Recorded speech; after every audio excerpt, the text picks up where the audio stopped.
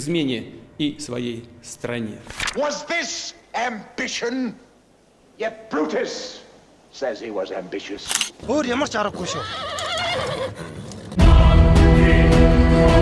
Have you ever crossed paths with the legendary Genghis Khan? He's like a historical rock star, almost on par with Jesus Christ in terms of fame. But here's the twist. The dude is often painted as the epitome of savage and barbaric behavior. Imagine being accused of being more right-wing than Genghis Khan. That's a slam dunk for any modern politician. But here's the real deal about Genghis. This guy and his crew weren't just local conquerors. They were global. They rolled over folks from the Adriatic to the Pacific, claiming territories in places like Austria, Finland, Croatia, Hungary, Poland, Vietnam, Burma, Japan, and Indonesia. Picture this. The Mongol Empire spanned a whopping 12 million square miles. That's basically the size of Africa.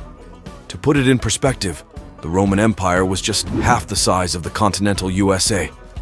By 1240, the Mongols had their stamp all over the known world, which excluded the Americas and Australasia because, well, they were off the map at that point. And get this, the modern countries that once belonged to the Mongol Empire now house 3 billion out of the 7 billion people on this planet. Now here's the kicker. What if I told you there's a dark side to this historical rock star? A side that rarely gets the spotlight, but is filled with gruesome tales of cruelty and brutality. In this video, we're peeling back the layers and exposing the dark underbelly of Genghis Khan.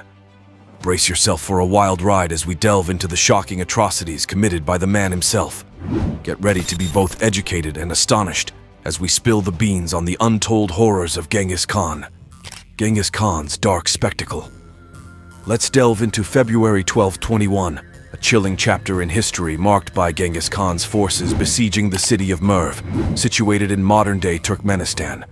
The story takes a dark turn as the people of Merv, upon surrendering to the Mongols, faced a brutal response. The conquerors unleashed a wave of murder, pillaging, and destruction, effectively erasing the ancient metropolis from existence. Genghis Khan himself reportedly took a front-row seat to the chaos at Merv. Picture this. Seated on a golden throne, he observed as men were dragged before him and executed, creating a haunting spectacle of shrieking, weeping, and wailing. The invaders resorted to torturing the wealthy citizens of Merv to force them to relinquish their money and jewels. Some accounts put the staggering toll of the Merv massacre at 700,000, while a contemporary Persian chronicler went even further, estimating a horrifying 1.3 million corpses. Legend has it that Khan issued a chilling decree, commanding each of his soldiers to take the lives of at least 300 people, unveiling the horrors of the Tower of Skulls. Let's move a little forward to April 1221, exploring the chilling account of the Tower of Skulls.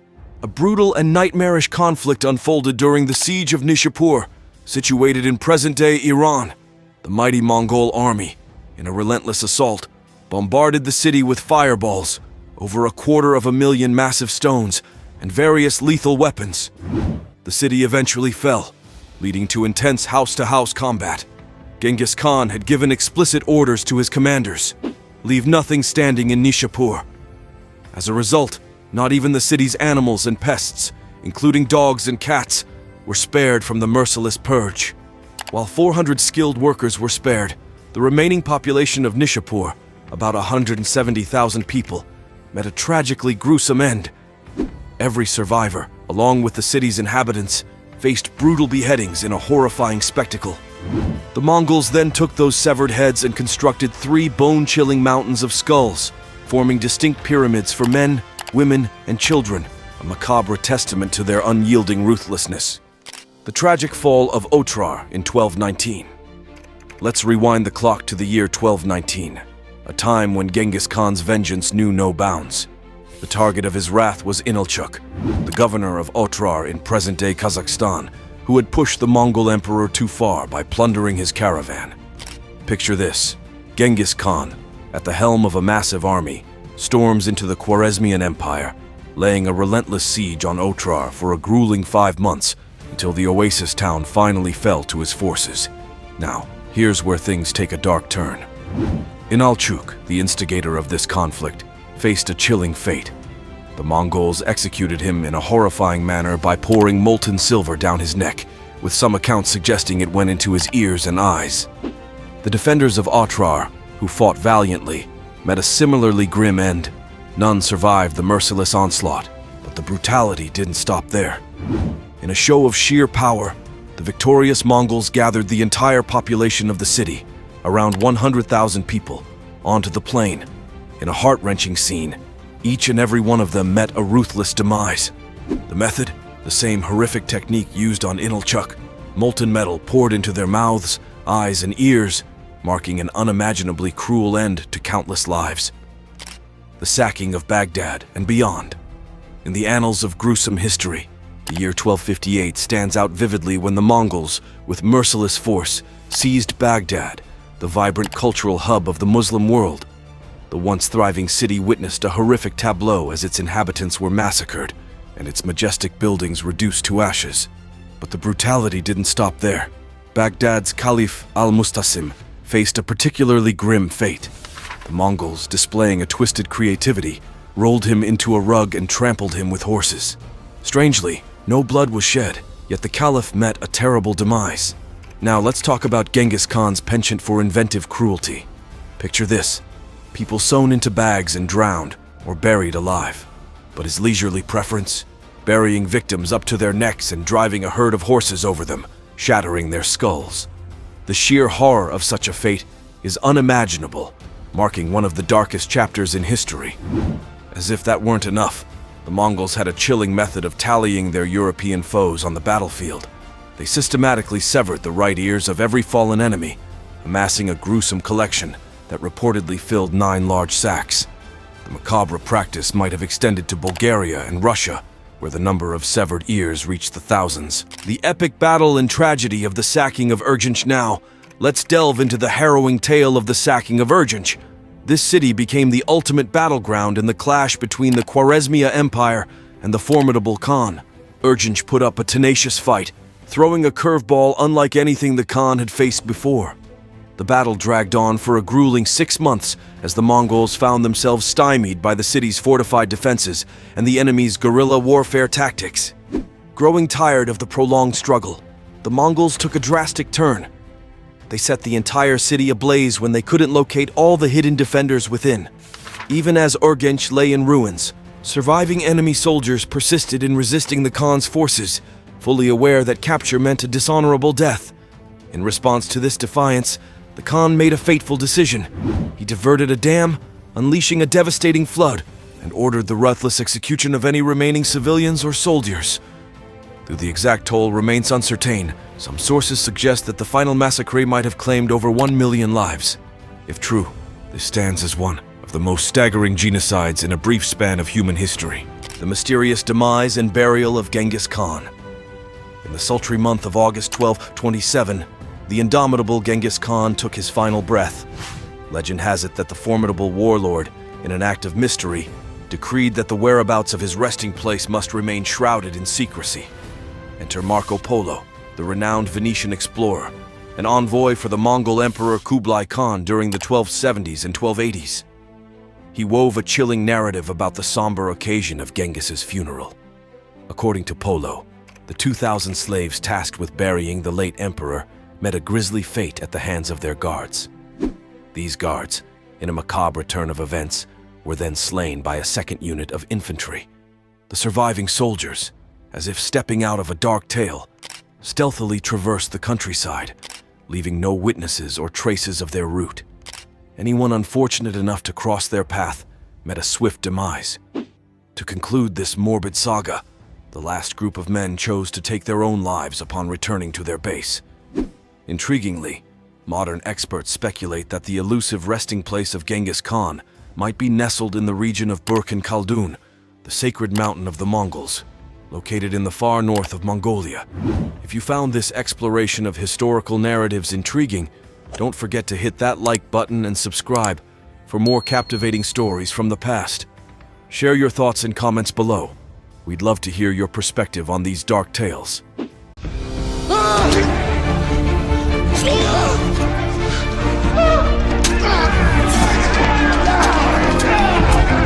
the chronicles of the ancient Roman Empire, one name stands out: transcending centuries with its enduring legacy. Gaius Julius Caesar, born on July 13th, 100 BC. His fate took a dramatic turn when he was fatally stabbed in the Roman Senate on March 15th, 44 BC. By that time, Caesar had ascended to the position of Rome's dictator for life, wielding unparalleled power in the Roman Republic. Historian Adrian Goldsworthy, in Caesar, Life of a Colossus, unveils the multifaceted persona of this historical titan. Caesar, a politician and statesman, strategically seized supreme power and, though avoiding the title of king, assumed monarchical authority. In his 56 years, he played roles ranging from fugitive to rebel, legal advocate to dictator, and perhaps even a god. Join us as we delve into the extraordinary life of Gaius Julius Caesar, exploring the complexities that challenge the notion of Caesar as an invincible dictator. Early life. Julius Caesar's entrance into the world bore the distinguished name Caesarean section, yet there exists a curious absence of evidence supporting this method for his own birth, despite lending his name to the procedure. Historical accounts fail to confirm Caesar's delivery through this surgical means, a fact illuminated by the historian Goldsworthy. Nurtured in opulence and aristocracy, Caesar hailed from a family of patricians, the elite class that once wielded supremacy over Rome. Although his kin lacked dominance during his birth, the lineage boasted ancestors who had wielded influence as senior officials in the Roman Republic, as highlighted by Goldsworthy. Caesar's political debut transpired during adolescence, marked by his opposition to Lucius Cornelius Sulla, the formidable dictator of Rome in 82 BC. The pages of Plutarch's Parallel Lives narrate Caesar's daring teenage exploits against Sulla's oppressive regime. The familial ties to Gaius Marius, a prominent adversary of Sulla, potentially fueled Caesar's defiance. Fleeing Rome after Sulla's rise to power, the young Caesar narrowly escaped capture, outwitting Sulla's soldiers through a cleverly paid bribe. His return to Rome followed Sulla's demise in 78 BC, but Caesar's thirst for knowledge propelled him to Rhodes for the study of oratory. A captivating twist in Caesar's journey unfolded as he fell victim to pirates, who fatally underestimated the audacity of their captive. Plutarch's accounts paint a vivid picture of Caesar's interactions with the pirates, revealing a blend of wit, creativity, and an unexpected friendship. Despite writing poems and delivering speeches to his captors, Caesar's threats were not mere jests. Upon the collection of a hefty ransom, Caesar, true to his word, unleashed a maritime pursuit against the pirates, apprehended them at anchor near modern-day Turkey, and exacted his vengeance by crucifying them as a stark warning. Caesar's growing influence. In the records of ancient Rome, the name Caesar reverberates with power and conquest. Yet, delving into the early life of the legendary Julius Caesar unveils a saga rich with intrigue, political upheaval, and daring escapades. Born to the distinguished Caius, or Gaius, and Aurelia, Caesar's arrival into the world bestowed the term Caesarean section, though paradoxically, historical records deny any evidence of this method being employed for his birth. As historian Goldsworthy asserts, while the procedure bore his name, there exists a curious void in ancient evidence affirming Caesar's own delivery through Caesarean section. Caesar emerged into a world of affluence and nobility, his lineage rooted in the patrician class that once monopolized power over Rome. Goldsworthy notes that, though not exceptionally influential during Caesar's birth, his family boasted ancestors who held senior positions in the Roman Republic. The political fervor that defined Caesar's later years ignited during his adolescence. Plutarch's Parallel Lives vividly recounts Caesar's audacious opposition to Lucius Cornelius Sulla, the dictator who ruled Rome in 82 BC. Influenced by familial ties to Sulla's adversary, Gaius Marius, Caesar's defiance against the oppressive regime forced him to flee Rome. Captured by Sulla's soldiers, Caesar ingeniously secured his escape by parting with a well-timed bribe. Civil war. In the tumultuous theater of Roman politics, the grand alliance of Caesar, Crassus, and Pompey crumbled with the tragic demise of Julia in 54 BC, severing the marital bond between Caesar and Pompey. Simultaneously, Crassus met his fate on the battlefield against the Parthians in 53 BC, leaving a power vacuum that escalated tensions between the remaining triumvirs. The Rubicon River, marking the boundary of northern Italy, witnessed a pivotal moment as Caesar, sensing the die had been cast, boldly led his forces across it in January 49th BC, marching defiantly towards Rome. Pompey, recognizing the escalating conflict, abandoned the city and sought refuge in Greece and the Balkans, rallying reinforcements for the impending clash. The decisive Battle of Pharsalus in 48 BC saw Pompey's forces vanquished, forcing him into a desperate flight to Egypt. In a twisted turn of fate, hoping for sanctuary from the Egyptian pharaoh Ptolemy XIII, Pompey met his demise at the hands of the very ally he sought. Expecting Caesar's approval, Ptolemy presented Pompey's head, only to incur Caesar's displeasure. Caesar's sojourn in Egypt, far from a peaceful interlude, entwined him in the complex dynamics of Ptolemaic rule. Rejecting Ptolemy's aggression, Caesar ordered Cleopatra VII to assume her rightful position as co-ruler. The ensuing power struggle resulted in Ptolemy's demise in 47 BC. Amidst the political turbulence, a captivating romance blossomed between Cleopatra and Caesar, leading to the birth of Caesarion. The child's paternity remains a historical enigma, as Caesar never officially acknowledged him. The intricate dance of love, power, and ambition, set against the canvas of ancient Rome, unfolds as a gripping saga, marking a pivotal chapter in the epic of Julius Caesar. Sole rule. With Pompey's demise, Caesar assumed sole dominion over the Roman Republic, but the shadows of resistance loomed large. Despite his victories, allegiance to the fallen Pompey persisted, and formidable figures like Cato the Younger staunchly opposed Caesar's ascendancy. The battlegrounds of North Africa and Spain witnessed Caesar's strategic prowess in subduing these dissenting forces, yet a tumultuous road lay ahead. The echoes of Pompey's past triumphs reverberated in conflicts against Pontus, a once-defeated Black Sea kingdom. After a decisive victory, Caesar, ever the master of rhetoric, purportedly proclaimed in Latin, Veni, Vidi, Vici.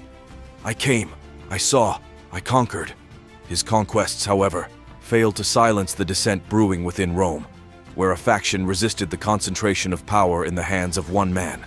Contrary to the tyrannical rule of predecessors like Sulla, Caesar's regime embraced clemency, pardoning and promoting former adversaries. He sought unity over vengeance. In 45 BC, he implemented the Julian calendar, a testament to his intellectual pursuits.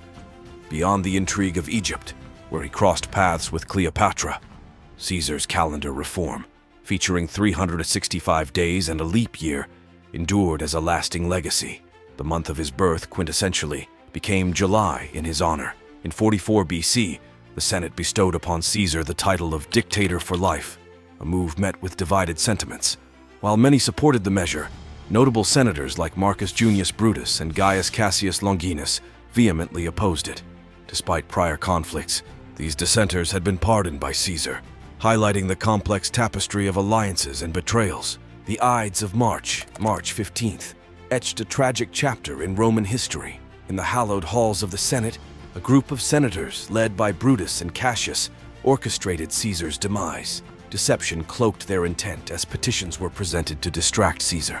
Then, in an orchestrated moment, Tullius seized Caesar's toga, signaling the brutal onslaught. The senators, including Brutus, plunged their daggers into Caesar's flesh, delivering 23 stab wounds, while Shakespeare immortalized the phrase "Et tu, Brutus" as Caesar's dying words. Historical evidence remains elusive. Regardless, Caesar's assassination catapulted Rome into chaos once more. Three dominant factions vied for power: Octavian, Caesar's adopted son and heir; Mark Antony, a loyal general; and Brutus and Cassius, leading the faction of those who had slain Caesar.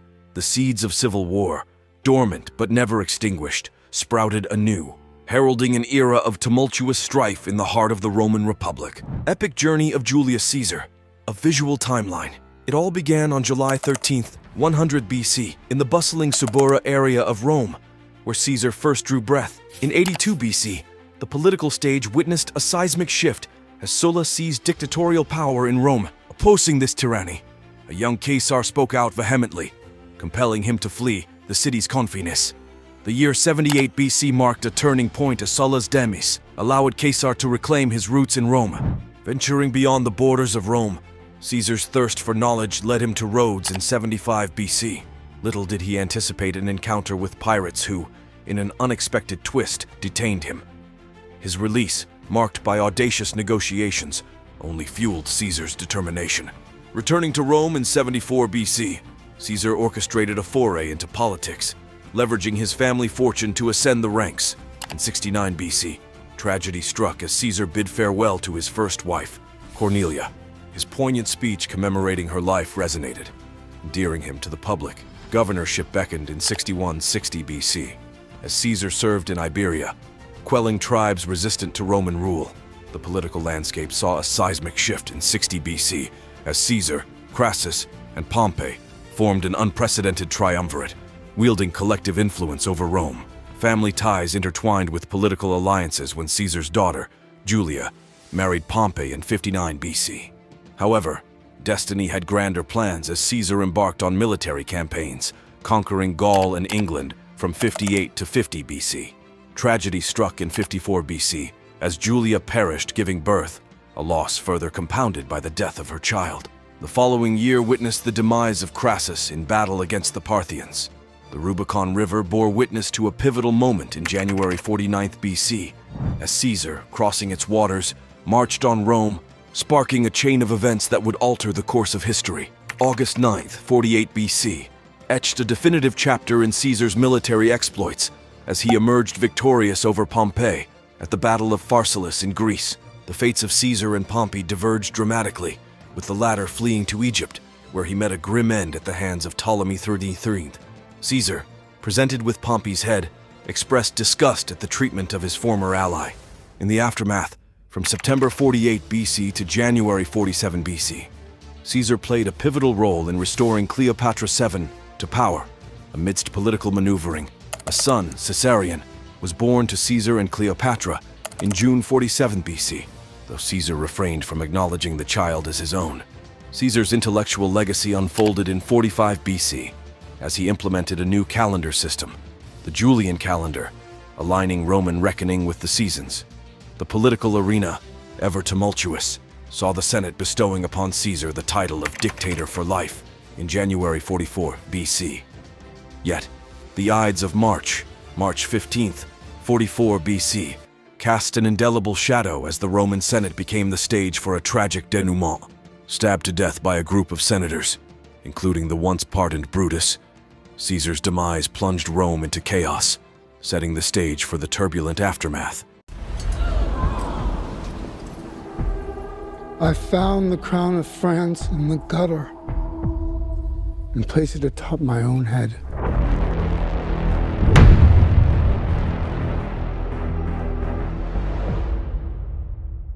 Have you ever wondered how a man with the ambition of a conqueror and the charisma of a magician could rise from humble beginnings to become the enigmatic ruler of an empire, casting a spell over an entire nation?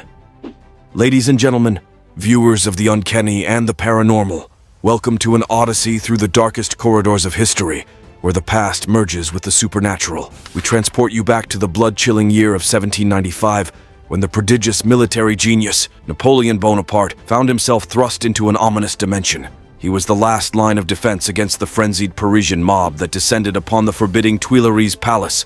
What transpired on that harrowing night transcended mere military strategy. It was a ghastly union of unbridled ambition and unfaltering ruthlessness. Napoleon, with an icy resolve, ordered his troops to unleash a torrent of lead upon the advancing crowd. In an instant, the sinister intentions of the mob were quelled, and thus began the genesis of a man whose ambition would ascend to supernatural heights. The burning question remains, from what crypt did this enigmatic figure emerge? Join us as we embark on a bone-chilling voyage to unearth the secrets of Napoleon Bonaparte. Born on the windswept island of Corsica, he was the second son of a humble family within the French gentry, destined for a career in the military, following the well-trodden path of aristocratic families. Little did he know that his modest beginnings would become his most potent weapon, an emblem of the self-made man that bewitched the imagination of countless commoners. In the obscure shadows of history, he masterminded a malevolent dance, marrying Josephine de Beauharnais, a widow from an aristocratic family whose husband had met a sinister end during the turbulent days of the French Revolution. Yet Napoleon's flirtation with the supernatural had only just begun. Napoleon's supernatural ascension, remembered not only for his remarkable military conquests, but for an uncanny string of victories during the years 1796-97. Napoleon's campaign in northern Italy left the Habsburgs in a state of despair. He conquered all of northern Italy, compelling the Habsburgs to relinquish their claims and strive for dominion in the Netherlands. But that was just the beginning. He embarked on an eerie military expedition to Egypt, driven by the desire to weaken the British foothold in the land of the Pharaohs. Yet, it was not the expected military victorious that captivated the world, but a series of disconcerting and unexplained occurrences. In the dead of night, amidst the desolation of the Egyptian landscape, whispers of the supernatural resonated through the arid sands. The world watched in awe as these mysterious events were meticulously orchestrated for public consumption, all under the scrutinizing eye of Napoleon's eerie public relations staff. The cursed coup of 18 Brumaire. And so the world watched as November of 1799 ushered in a nefarious coup. Desperate members of the Directory turned to Napoleon, enticed by the promise of stability against the looming specters of radicalism and royalism. The conspirators sealed a diabolic pact with Napoleon and his brother Louis to overthrow the feeble government and usher in an era of darkness. On November 9th, 1799, the malevolent coup unfolded, establishing a regime in which power was shared among 3 consuls. The choice of terminology was not a nod to the ideals of the revolution, but a callback to the ancient Roman Empire. Napoleon, with his eerie charisma and insatiable ambition, would rise as the first among equals, the coronation of shadows. In the bleak year of 1802, Napoleon seized the title of consul for life, setting the stage for what would be a profound metamorphosis. He masterminded a sinister plebiscite, yielding an overwhelmingly eerie vote count, with 3,568,185 in favor and a mere 8,374 against. But Napoleon yearned for more, and in 1804, he crowned himself emperor, fabricating a sinister plot to restore the Bourbon monarchy. As he placed the crown upon his own head, it became evident that the shadows of the past clung to him. This was no ordinary empire. It was a realm shrouded in ancient resonances, a concoction of democratic facades and authoritarian might. The darkness grew deeper, and the true nature of this regime became obscured, leaving us with unanswered questions. A pact with the unknown within the eerie confines of the Napoleonic realm, the enigmatic Napoleonic Code, a sinister document imposing uniformity and justice, was implemented. It abolished exemptions and ensured that all citizens bore the burdens of the state's insatiable appetite for power. The Dark Code resonated with eerie echoes of the past, yet within the shadows, a veil of religious freedom was raised. Napoleon, as if making a pact with spectral forces, allowed freedom of religion, emancipating Jews, and silently acknowledging the Protestant faith. The promise of freedom of profession, though seemingly unremarkable, drove a cursed stake through the heart of the old guilds, embracing the ominous grip of capitalism. The reign of shadows and silence. As whispers of oppression and secrecy became louder, Napoleon clung to power, ruling with an iron fist under the cloak of secret police and severe censorship. Newspapers dwindled from 73 to a mere 4, their stories but faint echoes of the truth. Surveillance and arrests cast a chilling pall over the land, with some opponents vanishing into the maddening confines of mental institutions. In the depths of this oppressive regime, the populace stood bewitched, captivated by the illusion that Napoleon had preserved the gains of the revolution. His spellbinding regime had restored grandeur to France and positioned Paris once more as the dark heart of Western civilization. The story of Napoleon Bonaparte is not just one of ambition. It's an unsettling odyssey through shadows and secrets that will send shivers down your spine. The legacy of a supernatural emperor. As the shadowy hand of Napoleon tightened its grip on France, he engineered an unprecedented move in 1802. He ensured that he was elected consul for life. But what set this act apart was its ratification by a national plebiscite. The people were summoned to determine the course of their future, yet it was a vote that teetered on the edge of manipulation and coercion. Napoleon's popularity had taken on an almost mystical dimension. In 1804, a transformation unfolded that would forever alter the course of history.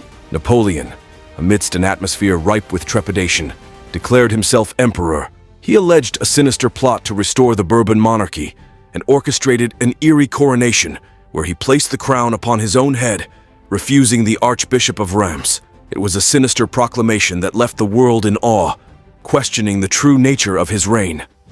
The enigmatic Constitution. Napoleon, in an unexpected twist, saw the importance of a constitution in a post-revolution era. His regime was built upon a claim to popular sovereignty, which found embodiment in a constitution that emphasized not just democracy, but radical democracy. The plebiscites, the direct voice of the people, breathed life into his reign, raising eerie questions about his role as both a military leader and the legitimate heir of the revolution. Napoleon was not only a military tactician, but also a visionary in education. He established a system of lycées, meticulously supervised by the government, fostering an environment where citizens could read, participate, and fulfill their roles as enlightened citizens. His reign bore witness to a shocking declaration that careers were open to talent rather than birthright or connections, an eerie break from the past. Centralized power and the church's pact, Napoleon ushered in a reign characterized by a rationalized and centralized administration. He crafted an efficient tax system that, while far from exciting, was a crucial move in light of France's tumultuous history. Local officials were now appointed from the epicenter of power in Paris, representing the most centralized system that France had ever witnessed. The eerie reconciliation with the church was among his most captivating moves. A concordat signed in 1801 recognized Catholicism as the religion of the majority of the French people, a sinister yet calculated nod to the church's historical influence. While it was not made the state religion, the Constitution guaranteed freedom of religion. These eerie arrangements mystified the populace, solidifying Napoleon's hold on their hearts. The dark duality of Napoleon. As the years passed, Napoleon's shadowy regime was shrouded in secrecy and accusations of tyranny. The number of newspapers in Paris dwindled from 73 to an eerie number of 4, all under the watchful gaze of a meticulous censorship apparatus. The secret police prowled the land, and surveillance of enemies became common, resulting in the chilling phenomenon of enemies being taken to asylums rather than prisons. Yet the emperor was a paradox, for while his rule grew increasingly oppressive, the people's enchantment with him showed no signs of waning, at least until the ominous years of 1812-1813. The French believed that the regime had preserved the finest achievements of the revolution, and Napoleon's aura had revived the grandeur of France. His realm had become the focal point of a European stage, with his military triumphs casting a spell over the nation. In conclusion, Napoleon Bonaparte, the Emperor of Shadows, was more than a military genius. He was an enigmatic figure who wielded power and charisma in supernatural ways. His rise to power, laced with ambition and ruthlessness, remains a subject of fascination and dread. While his reign was marred by dark secrets and oppressive measures, it was equally characterized by a commitment to progress, education, and the illusion of democracy. The legacy of Napoleon continues to cast its enigmatic spell on the world, challenging us to unravel the mysteries that lie beneath the surface of history. Il nostro vigore di vita!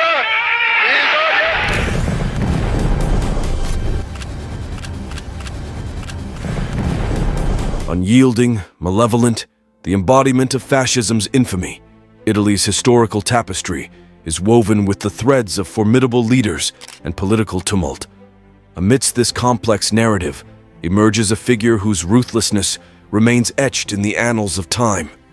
Infamous for his diabolical acts, this dictator cast a dark shadow over Italy, leaving an indelible mark on the nation's history. Today we delve into the chilling chronicles of the most dangerous Italian dictator, a character whose deeds have left an enduring stain on the canvas of Italy's past.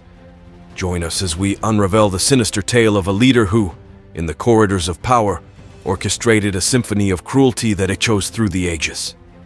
The early years of Benito Mussolini.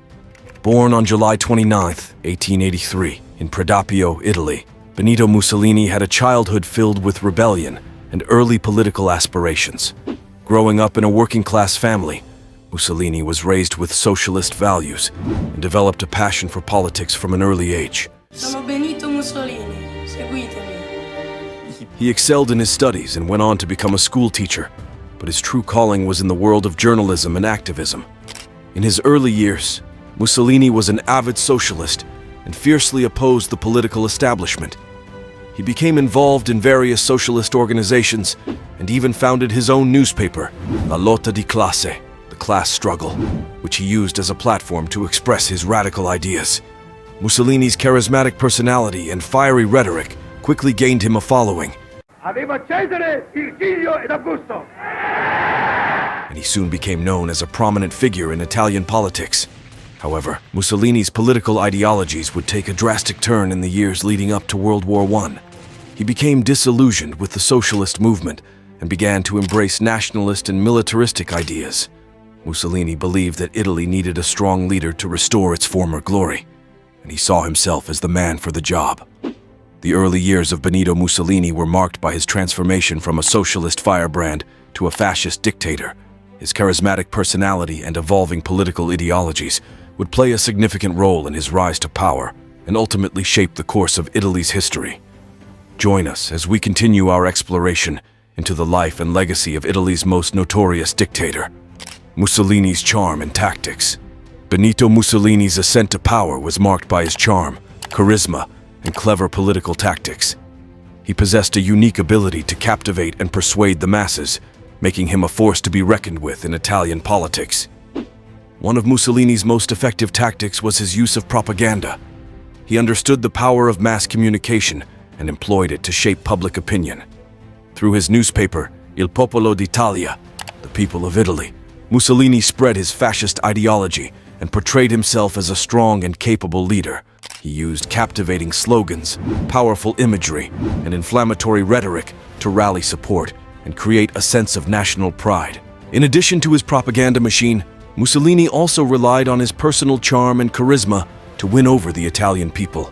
He possessed an imposing presence and was known for his theatrical speaking style, captivating audiences with his passionate speeches. Mussolini had a knack for connecting with people on an emotional level, making them believe in his vision for Italy's future. Mussolini also leveraged his position as the leader of the National Fascist Party to consolidate power.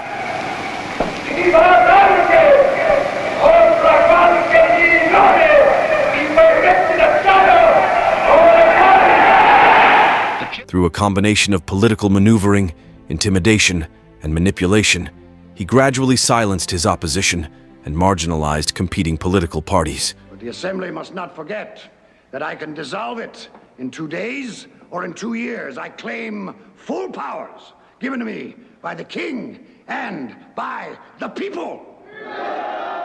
He skillfully exploited the weaknesses of the Italian political system to his advantage, positioning himself as the only viable leader capable of bringing stability and prosperity to the country.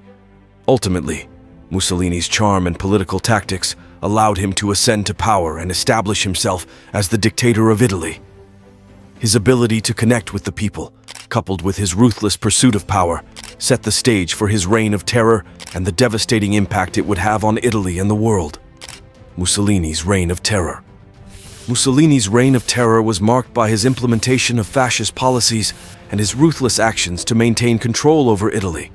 Once in power, Mussolini wasted no time in consolidating his authority and imposing his will on the Italian people. One of Mussolini's most notorious policies was his suppression of political opposition. He created a one-party state, banning all other political parties and arresting or exiling those who dared to oppose him.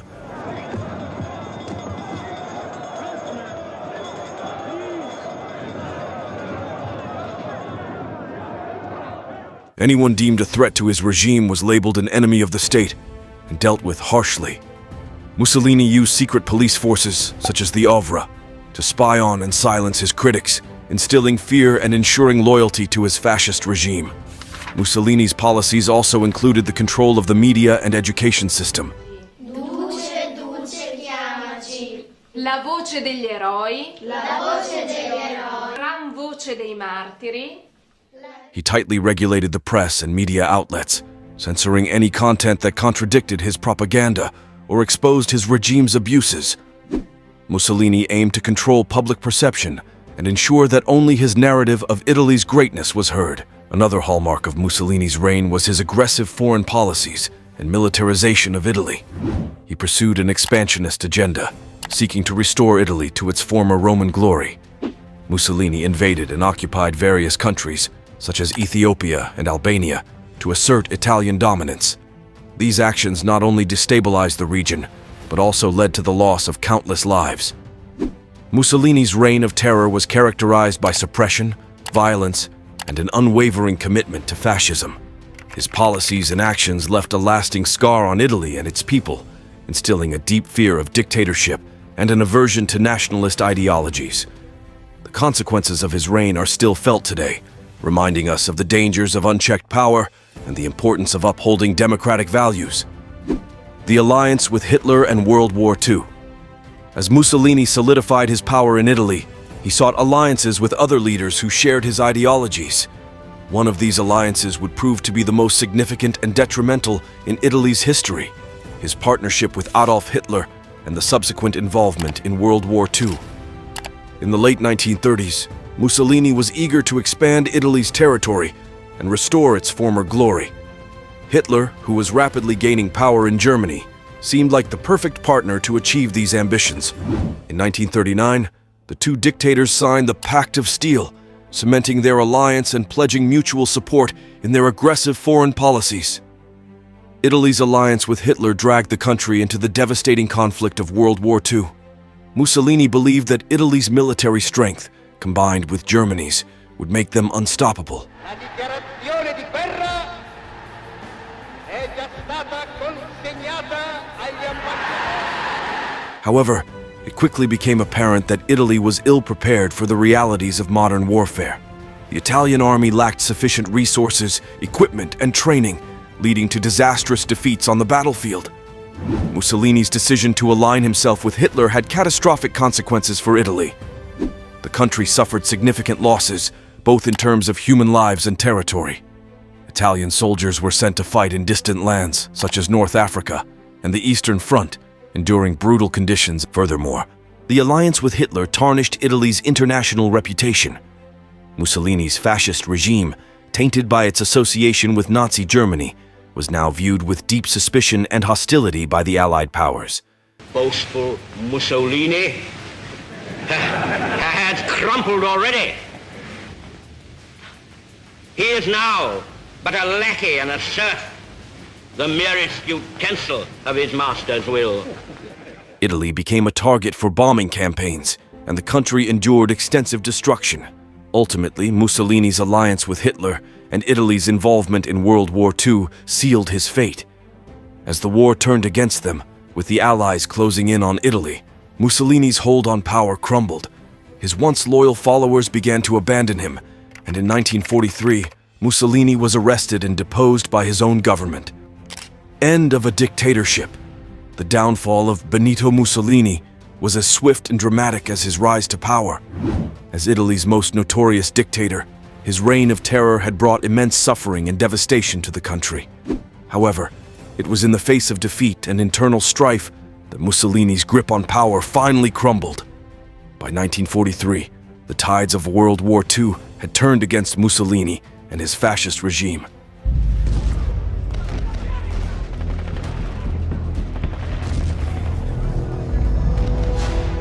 The Allied forces were closing in on Italy, and the Italian people had grown weary of the dictatorship's oppressive rule. Mussolini's once loyal followers began to abandon him, and the cracks in his regime became impossible to ignore. In July of that year, Mussolini was arrested and deposed by his government. His fall from power was met with a mix of relief and jubilation from the Italian people, who had long suffered under his brutal regime. The dictator who had once held absolute control over the country was now a prisoner, and Italy began to breathe a sigh of cautious hope for a better future. Mussolini's fall marked the end of an era for Italy. It was a moment of reckoning, where the consequences of unchecked dictatorship and fascist ideologies became undeniable. The once mighty Mussolini was now a symbol of failed leadership and the dangers of putting blind faith in a single individual. Italy post-Mussolini. Italy's post-Mussolini era brought forth formidable challenges and opportunities. The dictator's fall signaled the end of oppression, but left Italy grappling with the aftermath. Healing and reconstruction became imperative, addressing both physical and psychological wounds. Confronting past atrocities, Italians aspired to move beyond the shadows of dictatorship. Establishing a stable, democratic government was paramount, necessitating the dismantling of fascist structures. Pursuing justice, Italy held trials for war crimes, symbolizing a commitment to accountability and reconciliation. Economically, reconstruction efforts aimed at modernization and foreign investment. The era's enduring legacy lies in Italy's unwavering dedication to democracy, human rights, and the safeguarding of fundamental values. Benito Mussolini, the fascist dictator of Italy, met a gruesome end on April 28, 1945. The partisans quickly recognized Mussolini despite his disguise. On April 29, 1945, Mussolini and Petacci were executed by firing squad in the small village of Giuliano di Mezzagra. I've been ordered to render justice to the Italian people. Their lifeless bodies were then brought to Milan and hung upside down at a petrol station in the Piazzale Loreto as a public display. Stay connected, stay informed. Subscribe for a daily dose of inspiration and history goodness. During World War II, Britain was the only country left in Europe that was still fighting against Germany. We shall fight in the hills. We shall never surrender! In July 1940, Germany's dictator, Adolf Hitler, had already invaded and occupied almost all of the surrounding countries, including Austria, Poland, Norway, Belgium, Denmark, and France. In Italy, another dictator named Mussolini was ruling and had formed an alliance with Hitler. Together, they were colluding to expand their power. At this point in time, there were only 3 major countries left in Europe: Germany, the Soviet Union, and Britain. There was a peace agreement between Germany and the Soviet Union, which meant that Hitler didn't have to worry about the Soviets attacking Germany. This left Britain as the last European country opposing Germany. On the other side of the world, America did not want to be involved in this war and stayed away from it. This situation raises an important question: how and why did the circumstances change, ultimately leading to Hitler's defeat? Join us in this video to uncover the full story of World War II and gain insights into the key events and turning points that shaped its outcome. All right, folks, let's kick things off by talking about the early days of World War II, a time when Hitler and his Axis powers seemed like an unstoppable force. Blitzkrieg tactics, lightning-fast invasions, and the fall of major European cities. It was a moment in history when the world held its breath, wondering if anyone could stand up to this military juggernaut. Hitler had a belief that, with the major battles seemingly over, Winston Churchill would be inclined to pursue a peace treaty. After all, the German military was a formidable force, and Churchill wouldn't want to jeopardize his country. However, quite the opposite occurred. Churchill delivered an iconic speech that made it abundantly clear that there would be no peace treaty with Hitler. The war against Germany would continue. This resolute speech had a profound effect, leading Hitler to consider invading the United Kingdom. So, Hitler began planning Operation Sea Lion, an ambitious strategy to launch an invasion of Britain. But there was a significant challenge. There was no land connection between the UK and mainland Europe. This meant deploying the German army was no simple task. If they opted for a novel approach, the British Royal Navy outgunned the Germans with a superior fleet, leaving them at a disadvantage. In response, Hitler decided to focus on gaining control of the airspace. The German Air Force, known as the Luftwaffe, boasted a formidable fleet of 2,600 aircraft, while the UK had a more limited arsenal of just 700 planes. On the 10th of July in 1940, Hitler initiated an air assault on Britain. The Luftwaffe relentlessly bombed key targets, including aircraft, airfields, and manufacturing facilities. The smaller British Royal Air Force, only a quarter the size of its German counterpart, valiantly fought to defend their homeland, resulting in a grueling aerial battle. Unfortunately, the British suffered heavy losses, and the situation became even more dire when the Germans began nighttime raids. One such night was the 24th of August in 1940, a night when some German pilots mistakenly bombed London, leading to tragic civilian casualties. It was the Great Fire in the City of London, almost to be compared with the Fire of London in 1666. Pictures that looked like hell on earth. Winston Churchill, witnessing the devastation of cities, decided to retaliate. The UK bombed Berlin, which caught Hitler's attention. In response to the UK's bombings, Hitler made a fateful decision to destroy London. On September 15, 1940, he ordered an all-out attack, deploying over 1,000 fighter jets to swiftly annihilate the city. The British Royal Air Force, with just 630 aircraft, engaged in a historic battle. In this Battle of Britain Day, the British downed more than 60 Luftwaffe aircraft but lost 29 of their own. This victory is attributed to the high stakes for the defending country. It's a matter of survival. The motivation of the British pilots was unparalleled, similar to what we've seen in modern conflicts like the Russia-Ukraine war. This marked one of Hitler's first major losses in World War II, and he realized the limited chances of success. Operation Sea Lion, his plan to invade the UK, was postponed, and Hitler shifted his focus to the Soviet Union. By April 1941, Germany had secured alliances with Hungary, Romania, and Bulgaria in Eastern Europe, forming the Axis powers. Yugoslavia and Greece had fallen to Hitler's occupation. Mussolini, Italy's dictator, was struggling to conquer Libya and Greece due to British naval power in the Mediterranean. Hitler sent German troops to aid the Italians in Libya and occupied Yugoslavia and Greece. Surprisingly, Hitler initially sought a peace treaty with Britain and shifted his focus to the Soviet Union. His deep-seated hatred for communism and his desire to make Germany a global superpower fueled this decision. However, invading the Soviet Union, which was significantly larger in terms of troops and tanks, became a pivotal mistake for Hitler. Despite their numerical advantage, the Soviet Union's technology lagged behind Germany's. The Soviets aligned with Britain to form the Allied powers for protection against the German invasion. Mr. Molotov signed for the Soviet this vitally important undertaking on the part of both countries to fight Hitlerite Germany till victory is won. Neither country to negotiate or conclude a separate peace. They devised a plan to send supplies to the Soviet Union through Iran. However, Iran's government was pro-Hitler, leading the UK and the Soviet Union to jointly invade Iran. This move was made in response to Hitler's swift blitzkrieg strategy, which had allowed the Germans to advance almost 100 kilometers within just 2 days and occupy a substantial part of Soviet territory. Within weeks, they were only 300 kilometers away from Moscow. At this point, differences arose between Hitler and his military commanders, delaying the next German advance until October. As the weather turned colder, the advantage shifted to the Soviets, who were more accustomed to fighting in the cold. Additionally, a non-aggression treaty between the Soviets and Japan allowed Soviet troops stationed in the east to relocate to the west, where they could join the fight against Germany. Then, in December 1941, a significant twist occurred when Japan launched an unprovoked attack on the US's Pearl Harbor. The Pearl Harbor attack prompted the US to enter World War II.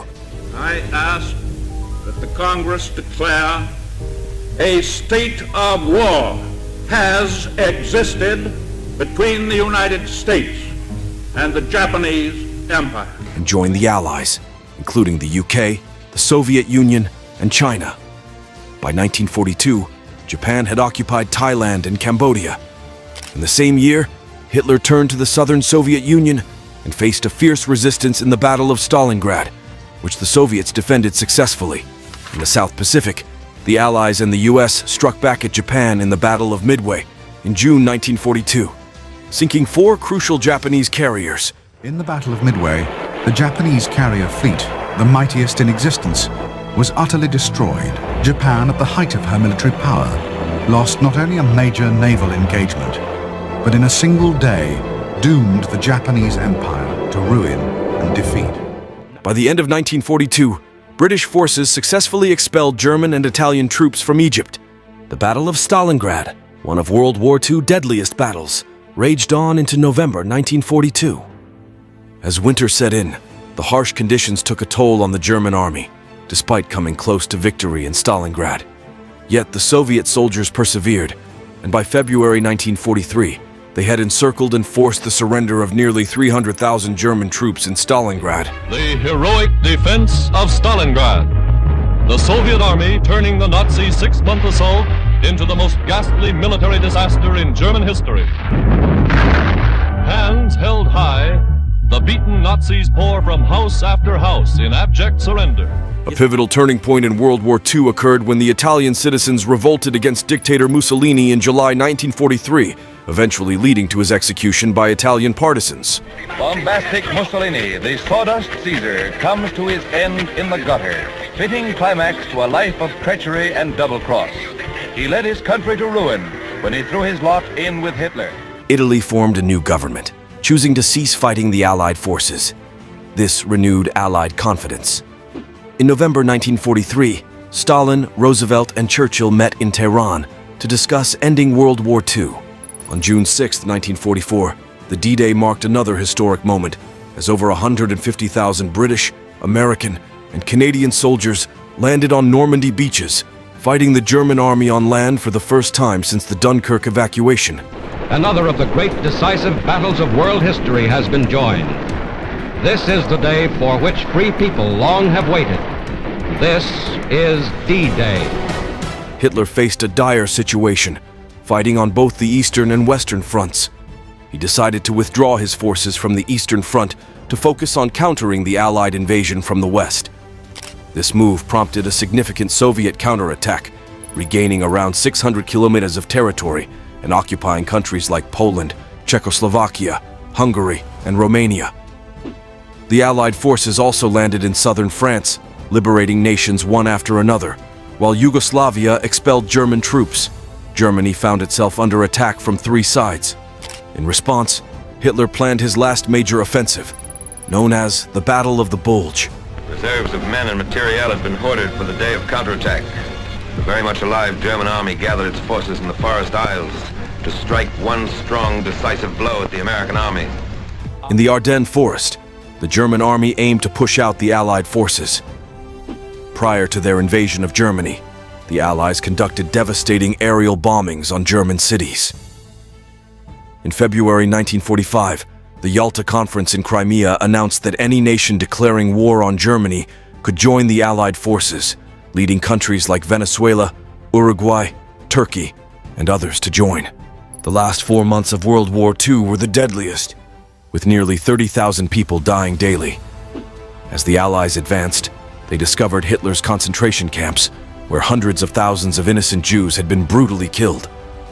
Allied forces continued bombing German cities, a tactic criticized for its civilian casualties. Hitler's suicide on April 30th, 1945, signaled his impending defeat. In May 1945, Berlin was encircled by the Soviet army, and 2 days before that, on May 8th, Germany formally surrendered, marking the end of the war in Europe. The Union Jack goes up to signalize the taking over by the British troops of their sector of Berlin. The date is July the 6th, 1945. A date the history books will remember. After World War II, German territories were divided, leading to the formation of East Germany and West Germany. The map of Europe was extensively redrawn, creating new borders. The new German government established friendly relations with France, ending long-standing enmity. To promote cooperation, the European Coal and Steel Committee was formed, eventually evolving into the European Union in 2000, which erased borders between European countries, contributing to the absence of wars like World War II. In October 1945, the United Nations was established to prevent future world wars. They have made a beginning, a brave beginning, that can build a mighty structure for peace. Out of a world of agony and total war has come a charter that must mark a turning point in human history. A new way lies ahead. This laid the groundwork for institutions like the World Bank, IMF, and NATO. Notably, the permanent members of the United Nations were World War II Allied forces. Interestingly, even after Germany's surrender, World War II wasn't over as Japan took 2 more months to surrender. In July 1945, Japan was given an ultimatum, but when ignored, the US dropped atomic bombs on Hiroshima and Nagasaki. If you want to learn more about the story of the atomic bombs, let us know in the comments. If you enjoyed this video, please subscribe to our channel and turn on notifications. Joseph Stalin is a name that evokes fear and dread in the minds of many, and for good reason. The former Soviet dictator was known for his ruthless tactics and iron-fisted rule, which resulted in millions of deaths and untold suffering. But how did a man from humble beginnings rise to become one of the most powerful and feared leaders in history? In this video, we will explore the rise and fall of Joseph Stalin, from his early years to his reign of terror and ultimate demise. The early life and rise of Joseph Stalin. Joseph Stalin, born Iosif Vissarionovich in 1878, came from humble beginnings in the small town of Gori, Georgia. His childhood was marked by poverty and tragedy, with his father's early death and his mother's constant struggle to support the family. Despite these hardships, young Joseph showed a remarkable intellect and a thirst for knowledge. Stalin's journey to power began when he joined the Bolsheviks, a radical Marxist group led by Vladimir Lenin. His skills as an organizer and propagandist quickly propelled him through the ranks of the party, and he soon became a trusted ally of Lenin when the Bolsheviks seized power during the October Revolution. In 1917, Stalin's rise to prominence was inevitable. Throughout the 1920s, Stalin steadily consolidated his power within the Communist Party, purging rivals and eliminating potential threats. By 1928, he had become the general secretary of the party, giving him control over key appointments and the ability to shape policy. Stalin's brutal tactics and cunning maneuvering allowed him to rise to the top of the Soviet Union's political hierarchy, eventually succeeding Lenin as the country's leader in 1929. Stalin's rise to power was marked by a ruthless determination and an unwavering desire to shape the Soviet Union according to his own vision. His ability to consolidate power and eliminate opposition through fear and violence set the stage for his reign of terror and ultimately his downfall. Stalin's Region of Terror. The Great Purge was a dark period in Soviet history, unveiling Joseph Stalin's true nature as a ruthless dictator. During this time, Stalin launched a campaign of terror, aiming to eliminate anyone he deemed a threat to his power. The purge targeted not only political opponents, but also ordinary citizens, intellectuals, and even members of the Communist Party. He was surrounded by a group of loyal and ruthless individuals known as the Men of Steel. These were the men who carried out Stalin's orders, executing his brutal tactics and enforcing his reign of terror. Stalin's paranoia and desire for complete control drove him to unleash a wave of terror, leading to the arrest, torture, and execution of millions of people. The purge was marked by show trials, where innocent individuals were falsely accused of crimes against the state. Confessions were often obtained through torture or intimidation, leading to the condemnation and execution of countless innocent lives. The impact of the Great Purge was devastating. Families were torn apart, and fear permeated every corner of society. People lived in constant fear of being reported or betrayed by their neighbors or even their own family members. The purge created an atmosphere of suspicion and mistrust as everyone became a potential enemy. This period of terror solidified Stalin's grip on power and effectively silenced any opposition. It also set the stage for the total control he would exert during World War II and the creation of the Soviet Union as a superpower. The Great Purge will forever be remembered as a chilling reminder of the lengths one man would go to maintain absolute power.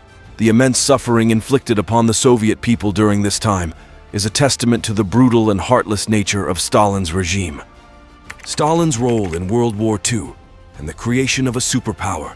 As the world was plunged into the chaos of World War II, Joseph Stalin's role in the conflict and the creation of the Soviet Union as a superpower became increasingly prominent. Despite his brutal methods and oppressive regime, Stalin's leadership during this time cannot be overlooked. Stalin's decision to align with the Allies, led by Winston Churchill and Franklin D. Roosevelt, was crucial in the defeat of Nazi Germany.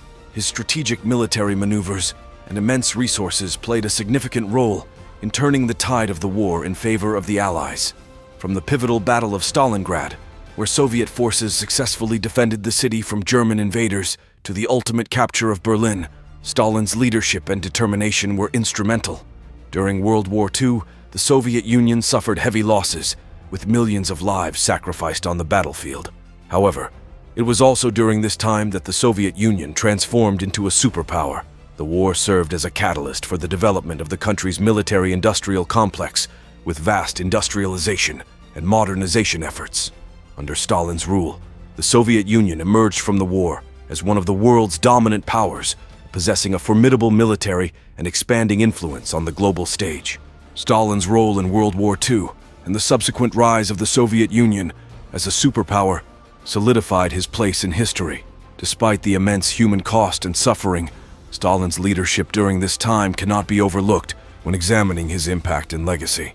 The war served as a defining moment in both the Soviet Union's history and Stalin's reign, shaping the course of the 20th century. The end of Stalin's regime. The end of Joseph Stalin's regime was marked by a combination of factors, including his declining health and growing dissatisfaction among the Soviet people. As Stalin aged, his physical and mental health began to deteriorate, leading to a decline in his ability to effectively govern. His increasingly erratic behavior and paranoia only fueled the discontent that had been simmering beneath the surface of Soviet society for years. In addition to his declining health, the Soviet people had grown weary of Stalin's oppressive rule and the immense suffering it had caused. The horrors of the Great Purge were still fresh in their minds, and they longed for a leader who would bring about positive change and greater personal freedoms. Stalin's death on March 5, 1953, marked the end of an era. While his successors attempted to continue his policies, they also sought to distance themselves from his tyrannical rule. The period following Stalin's death, known as the Khrushchev Thaw, saw a relaxation of some of the repressive measures put in place during Stalin's regime. Although Stalin's reign came to an end, the impact of his rule would be felt for years to come. The scars left by the Great Purge and the immense suffering endured by the Soviet people during his rule would shape the country's trajectory for decades. Stalin's legacy remains a dark and haunting chapter in history, a reminder of the devastating consequences of absolute power and the horrors of totalitarianism. Reflections of Stalin's impact and legacy. Stalin's impact and legacy on the Soviet Union and the world are still being debated and analyzed to this day. There is no denying the immense power he held and the lasting effects of his rule. While some argue that Stalin's leadership during World War II was crucial in the defeat of Nazi Germany and the creation of the Soviet Union as a superpower, others condemn him for the atrocities committed during the Great Purge and the immense suffering endured by the Soviet people. Stalin's regime was marked by fear, oppression, and complete disregard for human life. The Great Purge, in particular, will forever be remembered as a dark period in Soviet history, where millions of innocent lives were lost and families were torn apart. The scars left by this period of terror can still be felt today. Stalin's impact and legacy also extend beyond the Soviet Union. The Cold War, which emerged in the aftermath of World War II, was largely influenced by the Soviet Union's rise to power under Stalin's leadership.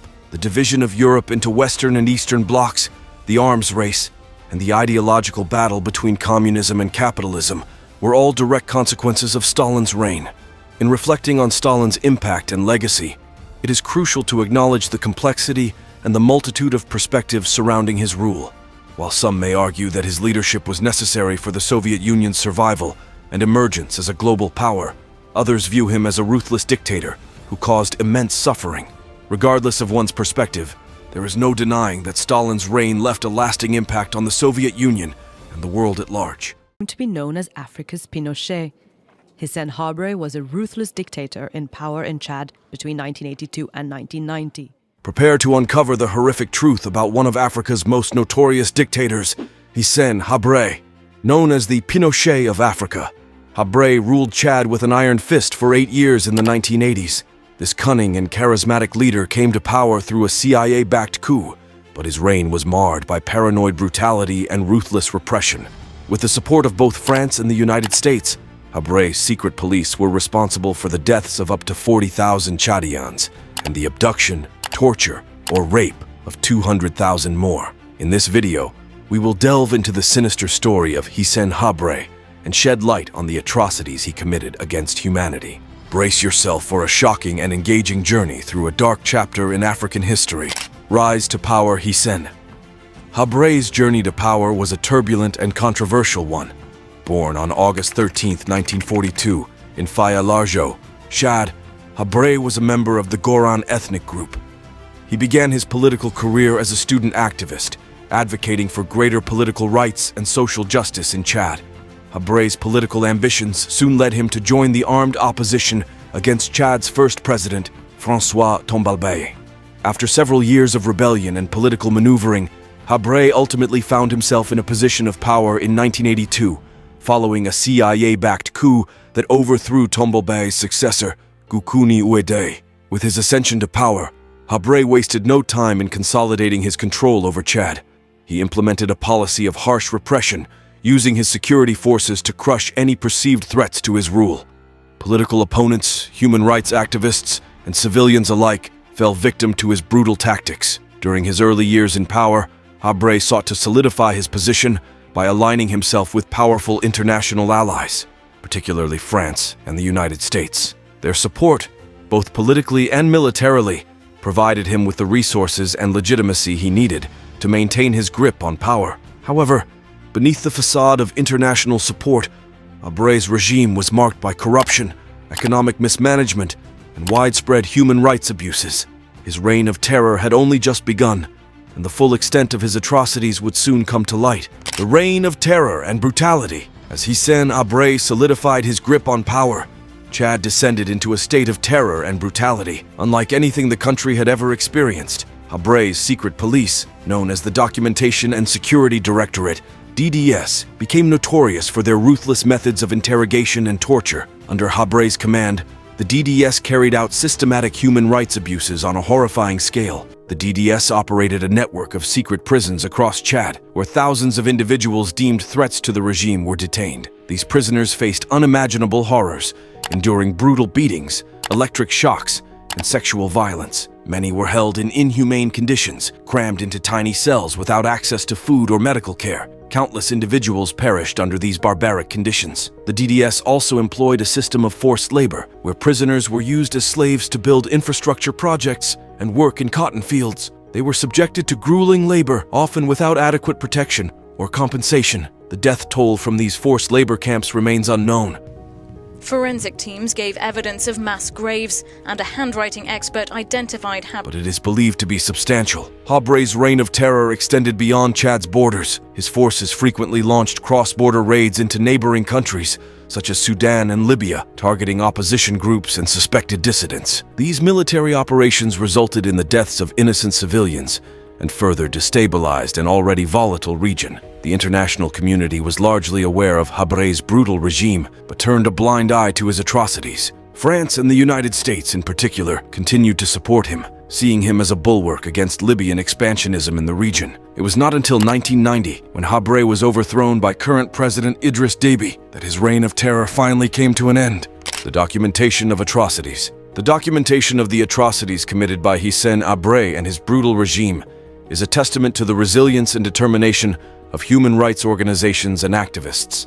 In the face of extreme danger and repression, these brave individuals risked their lives to gather evidence and expose the truth. Countless testimonies from survivors have provided chilling accounts of the horrors endured within the secret prisons of the Documentation and Security Directorate, DDS. These testimonies, along with physical evidence and documentation, have been instrumental in building a comprehensive record of the crimes committed by Habré and his regime. Human rights organizations, such as Human Rights Watch and Amnesty International, played a vital role in documenting the atrocities and bringing them to the attention of the international community.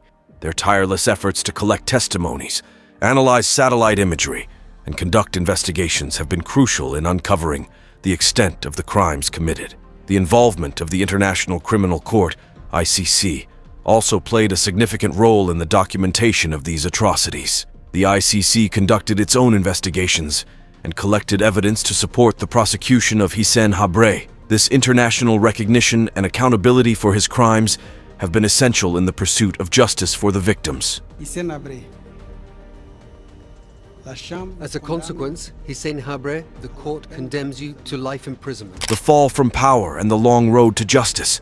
After 8 years of terror and brutality, Hissène Habré's reign of terror came to an end in 1990. President Idris Deby, who had once been a trusted ally of Habré, overthrew him in a coup. It was a moment of relief for the people of Chad, who had suffered under Habré's oppressive regime for far too long. However, the fall from power was only the beginning of the long road to justice. The atrocities committed by Habré and his brutal regime could not go unpunished. The survivors, human rights organizations, and activists were determined to seek justice for the victims and hold Habré accountable for his crimes against humanity. It took over 2 decades for justice to finally be served. In 2013, Hissène Habré was arrested in Senegal, where he had been living in luxurious exile. The arrest was a momentous occasion, marking the first time a former African head of state was brought to trial in another country for human rights abuses. The trial, held before the extraordinary African chambers in Senegal, was a historic precedent in international law. Survivors testified against Habré, recounting their horrific experiences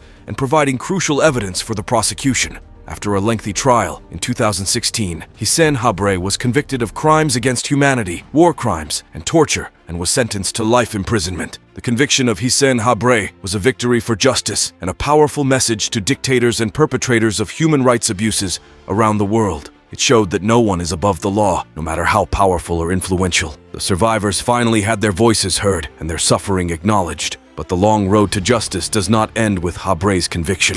Hissène Habré's trial and conviction. Fast forward to 2013. After years in exile, Habré was arrested in Senegal, signaling a turning point in the pursuit of justice. The stage for accountability was set by the creation of the Extraordinary African Chambers, EAC, a special tribunal within Senegal's justice system. This unique court was designed by the African Union to address the international crimes committed during Habre's presidency. The trial, a monumental event, unfolded in 2015. Witnesses, survivors, and experts shared their testimonies, unveiling a harrowing narrative of mass murder, sexual slavery, and the use of child soldiers. The courtroom became a theater of justice, bringing to light the untold stories of those who suffered under Habre's rule. The climax came in May 2016, when Hissène Habré was pronounced guilty. A life sentence was handed down, marking a historic moment. To life in jail. According to the head of the investigating commission, his brutal regime caused the death of at least 40,000 people. The first time an African head of state was convicted in another African country for such grave offenses. However, the story didn't end there. Appeals followed, and in April 2017, the appeals chamber upheld the life sentence, but adjusted compensation for victims. The legacy of Hissène Habré's trial echoes far beyond the courtroom.